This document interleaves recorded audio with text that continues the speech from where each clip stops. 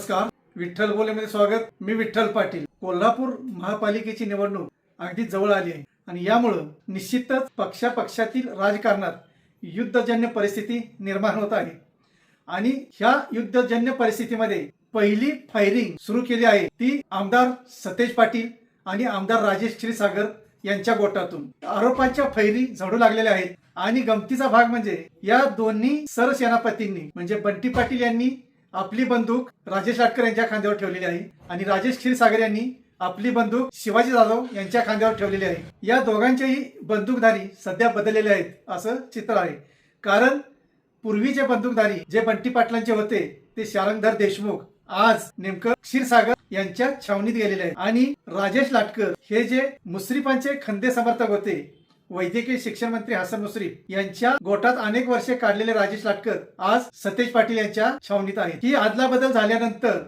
निश्चितच बंदूकधारी सुद्धा बदलले असं म्हणावं लागेल आणि नेमकं निवडणुकीच्या तोंडावर ज्या आरोपांच्या फैरी झडत आहेत त्या निश्चितच सर्वसामान्यांच्या आणि मतदारांच्या करमणुकीचा विषय ठरत आहे। खरं तर युद्धाच्या काळात भीतीदायक परिस्थिती असते।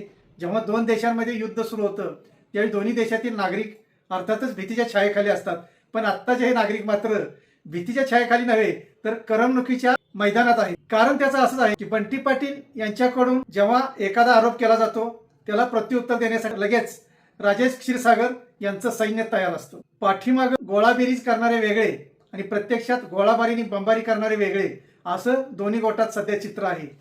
पूर्वीचे पुरावे काढणे, पूर्वी कोणी कोणावर कसे आरोप केले याची माहिती संकलित करणे एवढंच नव्हे तर कोणी कोणत्या काळात कसा भ्रष्टाचार केला होता याचे सुद्धा पुरावे गोळा करणे, यासाठी ही वेगळीच यंत्रणा झटत असते आणि हे सर्व गोळा केलेले पुरावे म्हणा, माहिती संकलित केलेली म्हणा, ही बंदूकधाऱ्यांच्या हातात दिली जाते आणि त्यांच्या मुखातून आरोपाच्या फैरी झडत असतात। खरं तर हे करमणुकीचं मनोरंजनाचं साधनच म्हणावं लागेल, पण जशी करमणूक मनोरंजन आपण म्हणतो आहोत पण तेवढाच हा गांभीर्याचा विषय सुद्धा होऊ शकतो। कारण तुम्ही आम्ही जर कोणत्या नेत्याने, आमदाराने, खासदाराने, मंत्र्याने भ्रष्टाचार केला असं म्हटलं तर लगेच तुम्हाला टार्गेट केलं जाईल, तुमच्यावर माणसं सोडली जातील।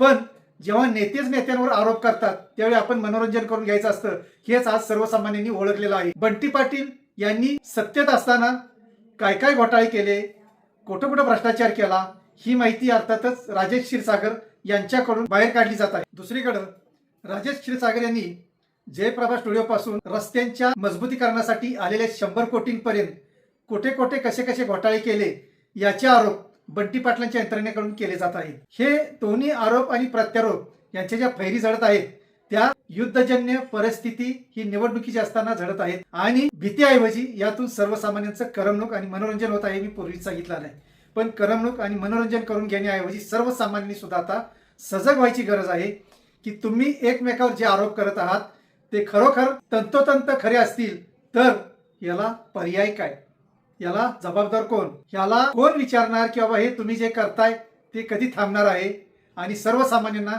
सुख सुविधा कधी मिळणार आहेत। सर्वसामान्य घर फाळा भरतायत, सर्वसामान्य प्राप्तिकर असो, जीएसटी असो किंवा प्रत्येक जो शासनाचा कर आहे तो एनकेर प्रकारे भरतायत, प्रत्यक्ष नसेल तरी अप्रत्यक्षरित्या भरतायत आणि त्यातूनच या विकास कामांना पैसे येतात।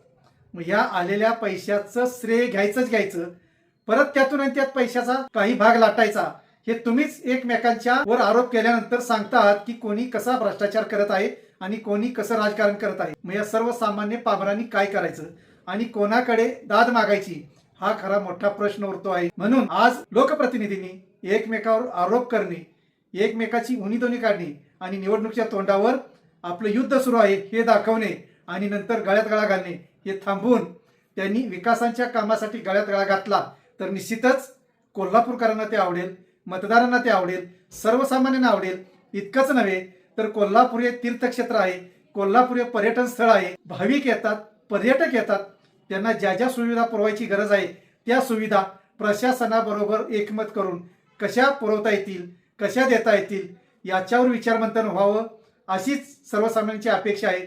तुम्ही केलेल्या भ्रष्टाचाराचे, घेतलेल्या टक्केवारीचे आरोप ऐकण्यात सर्वसामान्यांना रस नाही, कारण हे बिनबुडाचे तुमचे आरोप जेव्हा तुम्ही कागदपत्रासह पुराव्यानिशी सादर कराल त्यावेळी निश्चितच त्याला आधार असेल।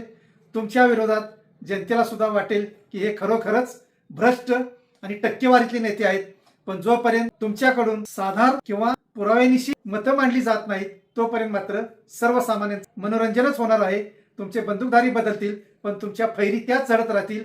त्यातून सुद्धा मनोरंजन किती करून घ्यायचं हा सुद्धा एक प्रश्न येतो. म्हणून नेत्यांनो, आता खरोखर तुम्ही सर्वसामान्यांच्या हितासाठी काय करणार आहात तेच सांगितलं तरच मतदार सुद्धा तुम्हाला खरोखर मनोमन मानेल. धन्यवाद. असेच नवनवीन विषय ऐकण्यासाठी लाईक, सबस्क्राईब आणि बेल आयकॉनवरती क्लिक करा.